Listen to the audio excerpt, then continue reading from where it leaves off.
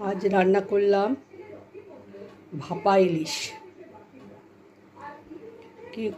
কীভাবে করেছি, সর্ষে পোস্ত দুরকম সর্ষে দিয়েছি, কালো সর্ষে, সাদা সর্ষে, পোস্ত, দই, নারকোল দিয়ে পেস্ট করেছি।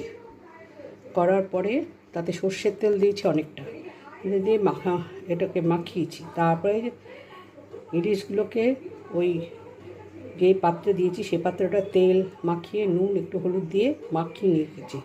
দিয়ে এবার ইলিশগুলোকে ওই সর্ষে পোস্ত যেই মেখেছিলাম সেটার মধ্যে মাখিয়ে এর মধ্যে সেট করেছি, মানে বাটিটার মধ্যে দিয়ে আবার ওপরে তেল দিয়ে দিয়েছি আর কাঁচা লঙ্কা দিয়ে দিয়েছি। কেমন হয়েছে জানাবে। আজকে ভাপা ইলিশ।